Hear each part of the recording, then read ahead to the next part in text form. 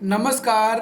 4 अगस्त और 18 अगस्त को होने वाली आरएससीईटी परीक्षा की तैयारी के लिए पार्ट फर्स्ट का हमारा ये वीडियो है। हमारे इस यूट्यूब चैनल पर आपको हर रोज़ आरएससीईटी की तैयारी के लिए वीडियोज़ मिलते रहेंगे। हमें उम्मीद है आप रोज़ाना हमारे नए नए वीडियोज़ को देखकर आरएससीईटी परीक्षा में अच्छे नंबरों से पास होंगे। तो शुरू करते हैं आज की तैयारी का हमारा ये वीडियो। प्रश्न नंबर 1, निम्न में से हार्डवेयर हैं: ए एंटीवायरस, बी माइक्रोसॉफ्ट वर्ड 2010, सी प्रिंटर और डी ऑपरेटिंग सिस्टम। तो हार्डवेयर उपकरण वो उपकरण होते हैं जिनका भौतिक अस्तित्व होता है, जिनको हम देख सकते हैं, छू सकते हैं, वो हार्डवेयर होते हैं। तो इसमें सही उत्तर होगा सी प्रिंटर। प्रिंटर एक हार्डवेयर उपकरण है जिसका भौतिक अस्तित्व होता है। अगला प्रश्न नंबर 2, कंप्यूटर पर गेम खेलने के लिए किस उपकरण का प्रयोग किया जाता है?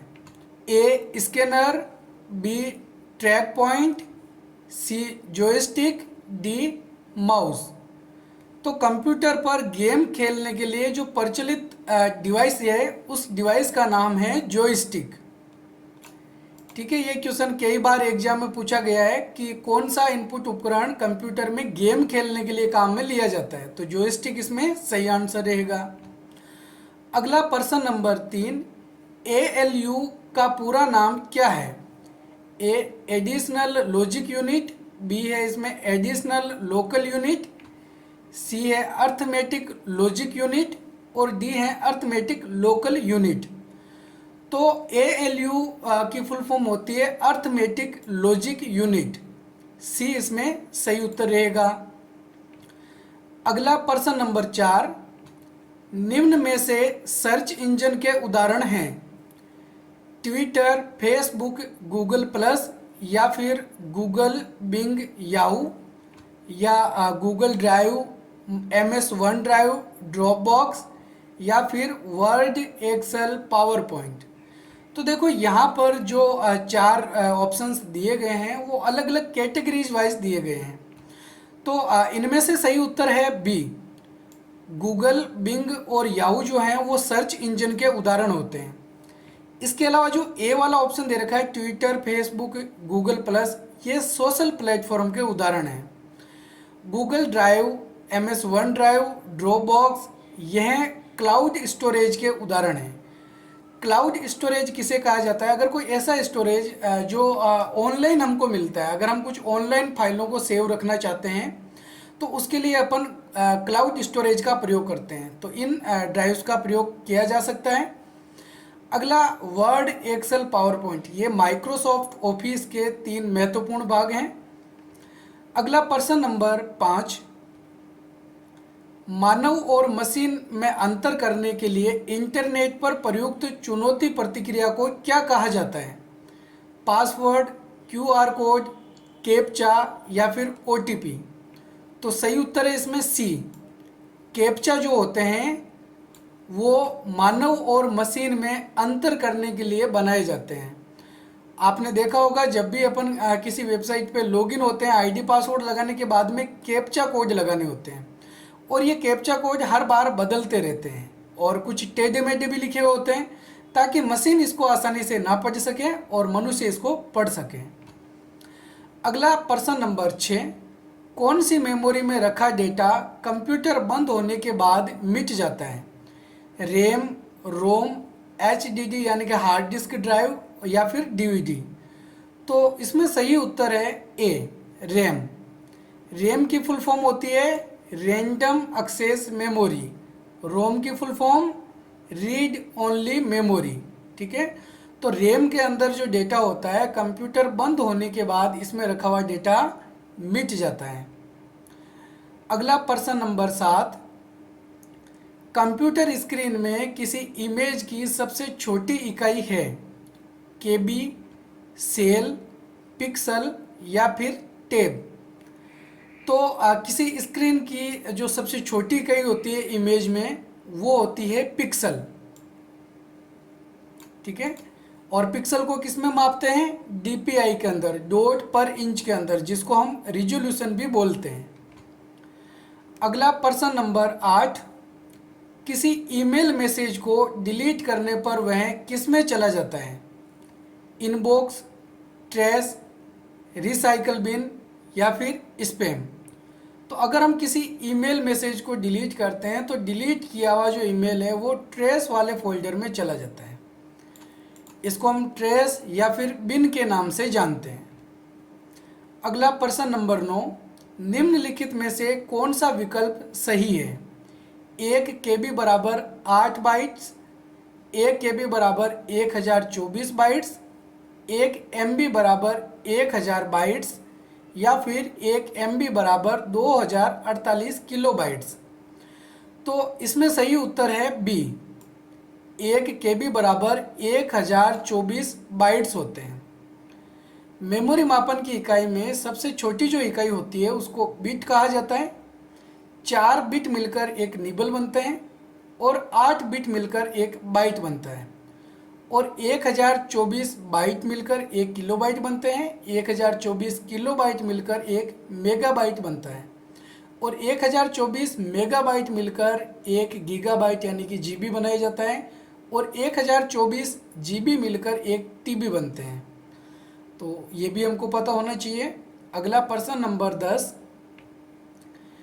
MS ऑफिस 2010 में व्यक्तिगत सूचना प्रबंधक और ईमेल संचार सॉफ्टवेयर हैं। MS Outlook, MS Word, MS Excel या फिर MS पावर पॉइंट। तो देखो, व्यक्तिगत सूचना प्रबंधक और ईमेल संचार के लिए जो सॉफ्टवेयर विशेष रूप से काम में लिया जाता है वो है MS आउटलुक, जो कि माइक्रोसॉफ्ट ऑफिस का एक हिस्सा है। तो वैसे आपको RSCIT के अंदर Microsoft Word, Excel, PowerPoint के बारे में अच्छे से समझाया जाता है, लेकिन MS ऑफिस के कुछ और भी भाग हैं जो बेसिक, जैसे माइक्रोसॉफ्ट आउटलुक, एक्सेस, इनके बारे में भी हमको कुछ जानकारी होनी चाहिए, क्योंकि इससे संबंधित भी कई बार क्वेश्चंस एग्जाम में पूछे गए हैं। अगला प्रश्न नंबर 11, विंडोज 10 में कौन सी डेस्कटॉप सुविधा शामिल की गई है जिसे विंडोज 8 में हटाया गया था?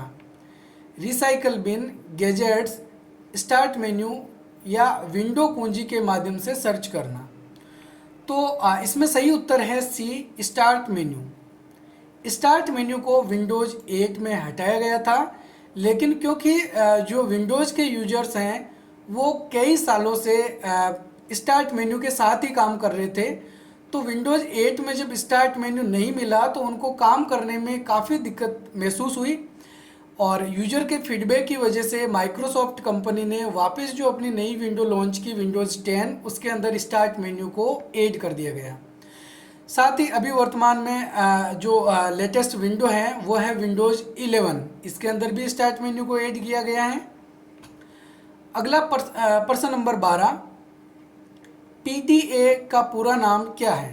Personal digital adapter, personal digital assistant, process digital analog या फिर पर्सनल ड्राइवर असिस्टेंट।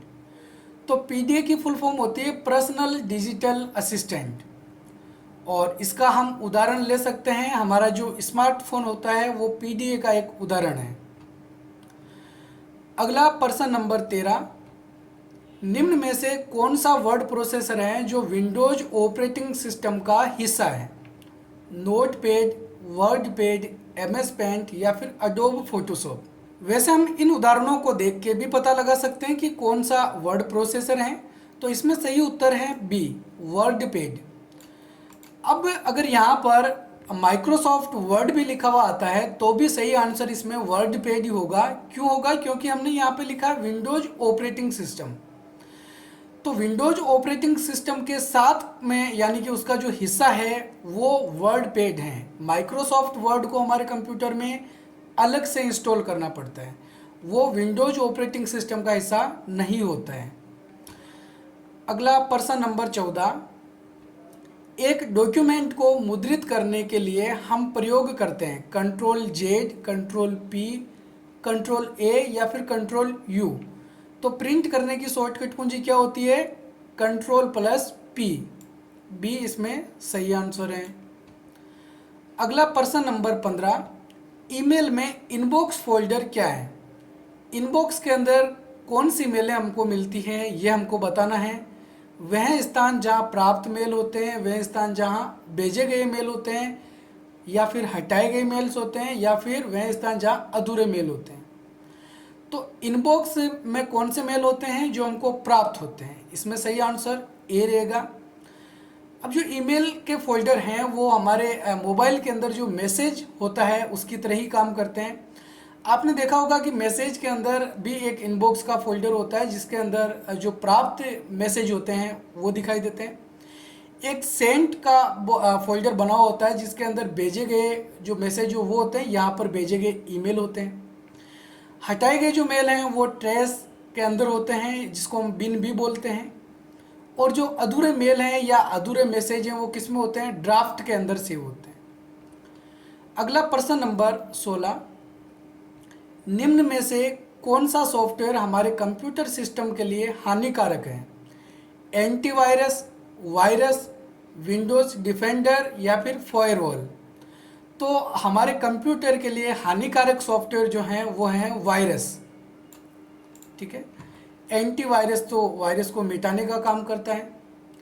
अगला प्रश्न नंबर 17, निम्नलिखित में से कौन सा आउटपुट डिवाइस है, माउस, वेबकैम, हेडफोन या फिर स्कैनर। तो सही उत्तर है इसके अंदर सी, हेडफोन। हेडफोन एक आवाज़ आउटपुट करने का उपकरण है जिसको हम सिर पर कानों के पास में लगा के आवाज़ सुन सकते हैं कंप्यूटर से। अगला प्रश्न नंबर 18, इनमें से कौन सा एक इनपुट डिवाइस है जो कंप्यूटर में ऑडियो डेटा को इनपुट करने के लिए उपयोग किया जाता है, optical character reader, barcode reader, microphone या फिर जॉयस्टिक। तो आवाज़ इनपुट करने के लिए जो इनपुट उपकरण हम काम में लेते हैं उसको कहा जाता है माइक्रोफोन। अगला प्रश्न नंबर 19, निम्नलिखित में से किस टूल का प्रयोग MS एक्सेल 2010 में किसी अज्ञात मान की गणना करने के लिए किया जाता है, फिल्टर, स्लाइसर, गोल सिक या फिर फ्रीज पेन। तो अज्ञात मान ज्ञात करने के लिए हम गोल सिक का प्रयोग करते हैं। ये अपन किसी फॉर्मूलाज के अंदर यूज करते हैं जहाँ पर अपन को इच्छित कोई परिणाम चाहिए, तो क्या वैल्यू होगी वो वैल्यू हमको पता नहीं है, तो वैल्यू ज्ञात करने के लिए जो हम ज्ञात करने वाले हैं उसके लिए गोल सिक का प्रयोग करते हैं। तो हमको पता चल जाता है कि जो भी हम परिणाम रखना चाहते हैं उसके लिए क्या वैल्यू हमको चाहिए। अगला प्रश्न नंबर 20, स्लाइड शो के दौरान एक स्लाइड से दूसरी स्लाइड पर जाते समय एनिमेशन की तरह का जो प्रभाव होता है उसको क्या कहा जाता है, slide background, slide transition, slide break या फिर स्लाइड पैटर्न। तो सही उत्तर है इसके अंदर बी, स्लाइड ट्रांजिशन। ट्रांजिशन का जो इफेक्ट है वो किसी स्लाइड पे लागू होता है और हम जब एक स्लाइड से दूसरी स्लाइड पर जाते हैं तब वो इफेक्ट हमको दिखाई देता है। ये भी ध्यान में रखना है कि एक स्लाइड पर केवल एक ट्रांजिशन इफेक्ट ही लागू किया जा सकता है, एक से ज़्यादा इफेक्ट हम लागू नहीं कर सकते। हालांकि एनिमेशन वाले जो इफेक्ट होते हैं वो किसी ऑब्जेक्ट पे हम एक से ज़्यादा अप्लाई कर सकते हैं। तो उम्मीद है आपको हमारा ये वीडियो पसंद आया होगा। अगर आपको हमारा ये वीडियो पसंद आए तो वीडियो को लाइक और हमारे चैनल को सब्सक्राइब जरूर करें। हम हर रोज़ एग्ज़ाम तक आपके लिए इस प्रकार के नए नए वीडियोज़ लाते रहेंगे ताकि आपकी जो तैयारी है वो और अच्छी रहें और आप अच्छे नंबरों के साथ RACET परीक्षा में पास हों।